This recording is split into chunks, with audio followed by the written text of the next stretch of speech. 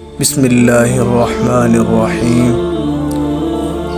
مور جتنا اب خوبصورت ہے اس سے کئی زیادہ جنت میں خوبصورت تھا۔ مور کی خوبصورتی پہ سبھی پرندے فدا تھے، لیکن ان سب خوبیوں کے باوجود مور سے ایسی کون سی خطا ہو گئی تھی جس سے اللہ تبارک و تعالی نے مور کو جنت سے ہی نکال دیا۔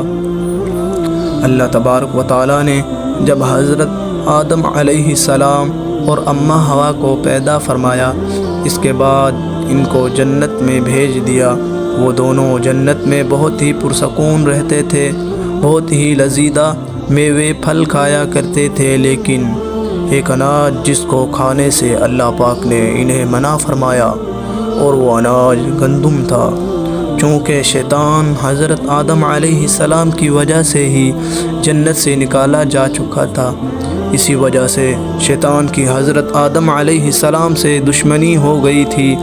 شیطان یہ چاہتا تھا کہ وہ کسی بھی طرح حضرت آدم علیہ السلام کو جنت سے نکال دے اور ساتھ میں اماں حوا کو بھی جنت سے نکال دے۔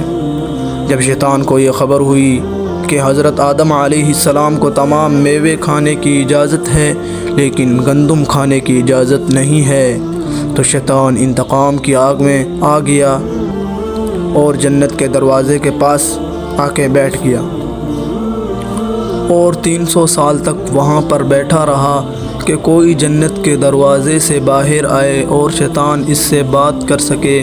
ایک دن اچانک سے مور جنت سے باہر آ گیا۔ شیطان اس کو دیکھتے ہی بہت خوش ہو گیا۔ شیطان نے پوچھا، اے خوبصورت پرندے، تم کون ہو؟ مور بولا، میں مور ہوں، اب تم اپنا تعارف کرواؤ۔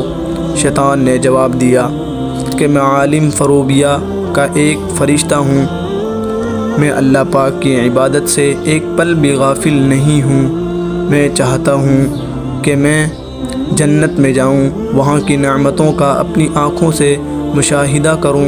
شیطان مور سے کہنے لگا کہ تم مجھے جنت کے اندر لے جاؤ، میں تمہیں 3 ایسی باتیں بتاؤں گا جس سے تمہیں ابدی زندگی حاصل ہو جائے گی، تمہیں بڑھاپا اور بیماری نہیں آئے گی، تم ہمیشہ جنت میں ہی رہو گے۔ شیطان کی یہ باتیں سن کر لالچ میں آ کر مور نے کہا کہ مجھ میں اتنی طاقت نہیں ہے کہ میں تمہیں جنت کے اندر لے جاؤں، لیکن ایک سانپ میرا دوست ہے، وہ شاید تمہاری مدد کر سکے۔ یہ کہہ کر مور سانپ کے پاس آیا، اس کو ساری بات بتائی۔ سانپ بھی شیطان کی باتوں سے بہت خوش ہو گیا، پھر شیطان کو اپنے منہ میں چھپا کر جنت میں داخل ہو گیا اور یوں شیطان اپنی چال میں کامیاب ہو گیا۔ جنت کے تمام نگہبانوں کو یہ معلوم تھا کہ شیطان یہ چال چل رہا ہے اور جنت میں داخل ہو چکا ہے۔ فرشتے شیطان کو جنت سے نکالنے لگے، تب ہی اللہ پاک کا حکم ہوا کہ اس کو ابھی تک جنت میں ہی رہنے دیا جائے۔ وہ فرشتہ اللہ تبارک و تعالی کے حکم سے رک گئے۔ شاید یہ حضرت آدم علیہ السلام کا امتحان تھا۔ شیطان حضرت آدم علیہ السلام کے پاس اور اماں حوا کے پاس جا کر اپنی محبت کا اظہار کرنے لگا۔ وہ دونوں ہی شیطان کو پہچان نہ سکے کیونکہ ماضی کے مقابلے میں شیطان کی شکل تبدیل ہو چکی تھی۔ شیطان کہنے لگا کہ میں چاہتا ہوں کہ آپ دونوں ہمیشہ جنت میں اسی طرح زندگی گزاریں، ہمیشہ خوش رہیں۔ حضرت آدم علیہ السلام اس کی بات بہت غور سے سننے لگے۔ شیطان نے کہا، اگر آپ میری بات مان جائیں تو آپ کو جنت کی اور بھی سہولتیں مل جائیں گی۔ حضرت آدم علیہ السلام شیطان کے بہکاوے میں آ کر کہنے لگا کہ یہ کس طرح ممکن ہے؟ شیطان کہنے لگا، ایک گندم کا دانہ اگر آپ دونوں چگ لیں تو آپ کو ابدی حیات حاصل ہو جائے گی اور آپ جنت میں ہی رہیں گے۔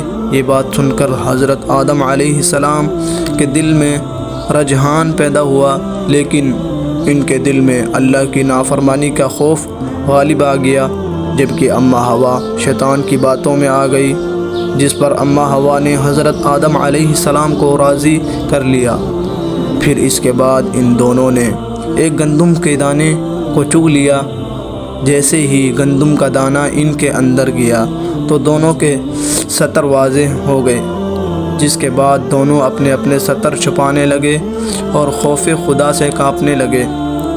اسی دوران اللہ تبارک و تعالی نے فرشتوں کو یہ حکم دیا کہ حضرت آدم علیہ السلام اور اماں ہوا دونوں کو زمین پر اتار دو۔ حضرت آدم علیہ السلام کو سری لنکا کے قریب نیچے زمین پر بھیج دیا، جبکہ اماں ہوا کو جدہ کی سرزمین پر اتارا گیا۔ جن خوبصورت پیروں سے چل کر مور شیطان کو جنت کے اندر لے کر آیا تھا، وہی خوبصورت پاؤں اللہ پاک نے مور سے لے لیے۔ سانپ جو اپنے منہ میں شیطان کو چھپا کر لایا تھا، اس کے منہ کی خوبصورتی خوشبو کو چھین کر اس میں زہر ڈال دیا گیا۔ پھر مور کے ساتھ سانپ کو بھی جنت سے نکال دیا گیا۔